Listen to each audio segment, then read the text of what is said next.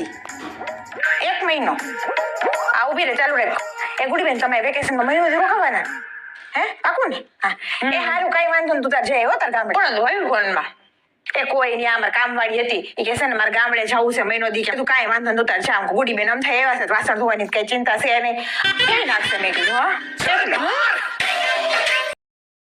હાલતું જ નથી લે